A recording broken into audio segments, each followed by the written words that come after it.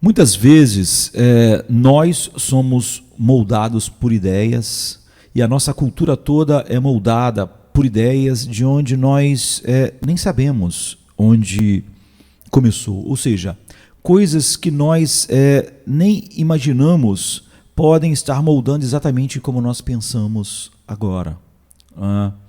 Então, a revolução intelectual que está moldando a nossa cultura, a cultura ocidental, ela começou em algum sentido, em certo sentido, com 4 palestras apresentadas à Academia Prussiana de Ciências no final de 1915. As palestras foram ministradas por Albert Einstein, que todos nós conhecemos, que antes do final daquele ano publicaria seu argumento para uma teoria geral da relatividade. E essas palestras, elas lançaram uma revolução intelectual. E a teoria da relatividade de Einstein é essencial para a nossa compreensão da era moderna. Então, 115 anos de uma teoria científica não é necessariamente uma questão de grande importância cultural, não é? Aparentemente. Einstein havia desenvolvido sua teoria da relatividade especial uma década antes, mas sua teoria geral, não é? Sua teoria especial estendida a todo o cosmos era de tirar o fôlego em seu poder revolucionário. Einstein ele substituiu o mundo da física newtoniana por um novo mundo marcado por 4 dimensões em vez de apenas 3. O tempo foi adicionado como uma 4ª dimensão e isso mudou tudo. Einstein resumiu sua própria teoria nessas palavras. Ele disse: o princípio da relatividade, em seu sentido mais amplo, está contido na declaração e é o que ele diz: a totalidade dos fenômenos físicos é de tal caráter que não fornece base para a introdução do conceito de movimento absoluto. Ou, dizendo de uma maneira mais curta, mas menos precisa, Einstein diz: não há movimento absoluto. Assim, o tempo, a matéria e a energia são relativos e não absolutos. É o que ele estava dizendo. Então, Thomas Levinson, que é professor do Instituto de Tecnologia de Massachusetts, ele disse recentemente, não é, chamando a atenção nossa para aquele ano, ele disse que a teoria de Einstein é a maior realização intelectual do século XX. E The Economist, por exemplo, marcando o centenário, não é, alguns anos atrás, daquelas palestras em 2015, chamou a teoria geral da relatividade de, abre aspas, uma das maiores realizações intelectuais da história da humanidade. Então, não é exagero afirmar que a teoria de Einstein é o próprio fundamento da cosmologia moderna. E, no entanto, né, a maioria das pessoas modernas, mesmo os modernos bem educados, tem pouca ideia da teoria real ou do seu significado científico. Na vida cotidiana, a gente podia dizer que a física newtoniana nos serve muito bem. Os cosmologistas podem depender da teoria de Einstein em seu trabalho diário, mas poucos fazem uso disso.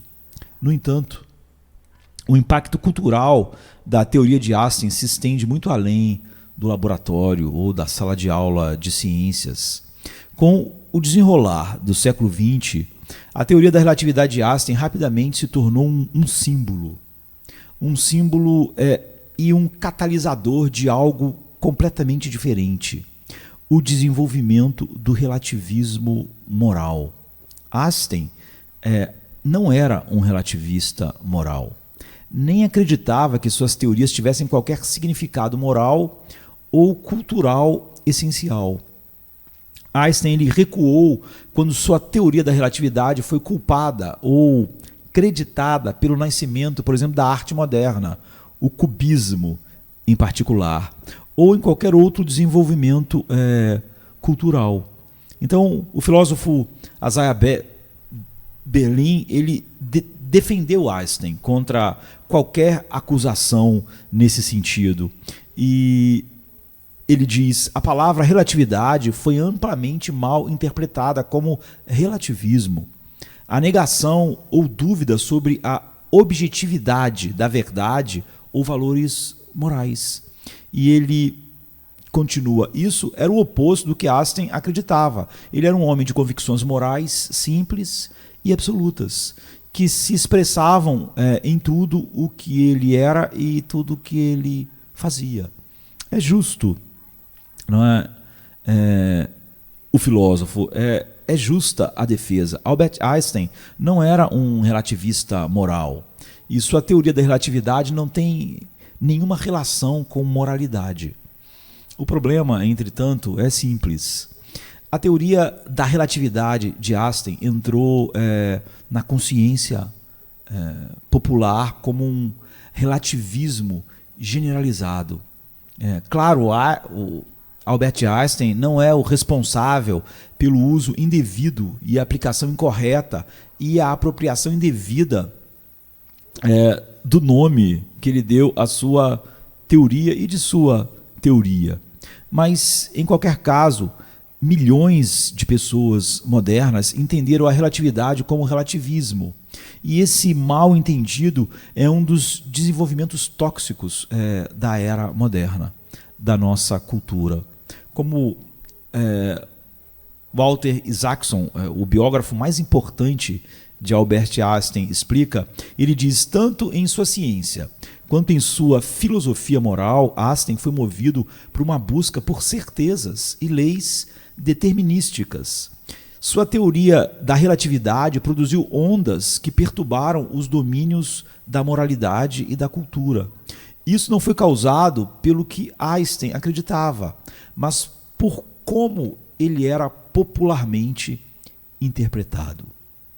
Então esse é exatamente o problema. Einstein, Isaacson revela, foi uma influência no surgimento do relativismo como um tema importante na arte, na filosofia e moralidade modernas, mesmo que essa não fosse a sua intenção ou que ele não tenha feito nada nessa direção.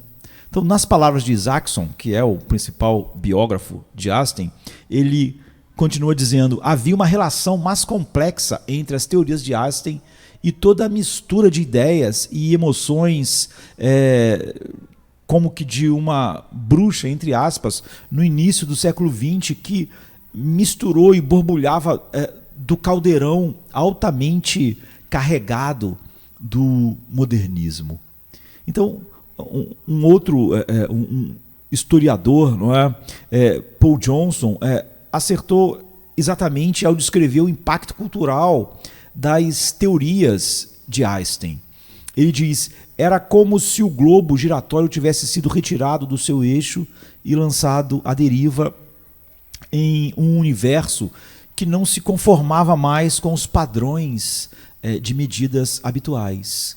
Então, no início dos anos 1920, começou a circular a crença, ele diz, pela primeira vez em nível popular, de que não havia mais absolutos de tempo e espaço, e aí, fugindo completamente de tudo que a física de Einstein estava fazendo, ele diz: de tempo, de espaço, mas também de mal e bem, de conhecimento, sobretudo de valor. Então, por engano, entre aspas, mas talvez inevitavelmente, a relatividade foi confundida com relativismo.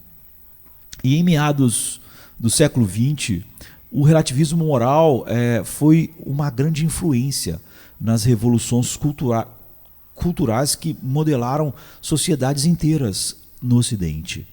Então, artistas, cineastas, autores e dramaturgos se juntaram a um exército de psicoterapeutas, psicólogos, acadêmicos, teólogos liberais e revolucionários acadêmicos, todos buscando rejeitar as normas morais absolutas e a verdade absoluta e estabelecendo um relativismo como o relativismo como a nova visão de mundo. E eles tiveram um sucesso impressionante. Olhe mesmo para a igreja dos nossos dias, inchada de humanismo secular. E como a maioria das pessoas que se dizem cristãs refletem muito mais o pensamento humanista secular do que o evangelho. Então, o relativismo moral e a rejeição da verdade absoluta agora moldam a mente pós-cristã moderna. Mesmo grande parte dos que se dizem cristãos hoje tem uma mente pós-cristã e não uma mente cristã. Então, na verdade, o relativismo é virtualmente considerado certo, pelo menos como uma desculpa. Na verdade, é assim mesmo, é como uma desculpa para derrubar as afirmações de verdade teísta e qualquer moralidade que era restritiva ao coração do homem pecador, que queria pecar em paz. E assim, Einstein é acusado ou agradecido de várias maneiras por uma revolução moral que ele nunca pretendeu ou desejou ou participou. A lição para o resto de nós é clara, não é? Não apenas as ideias têm consequências, mas muitas vezes elas têm consequências que não são previstas ou imaginadas.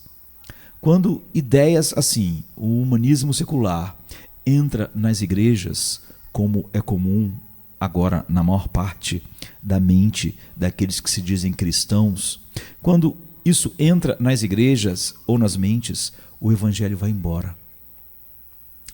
E a maioria nem percebe, já que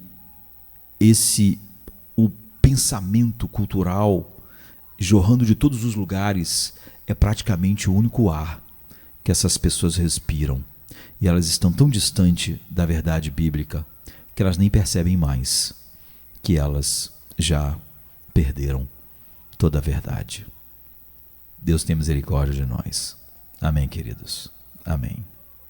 Come to me, you weary one, and I will give you rest.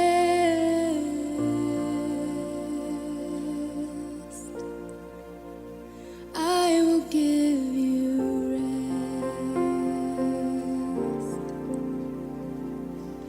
rest.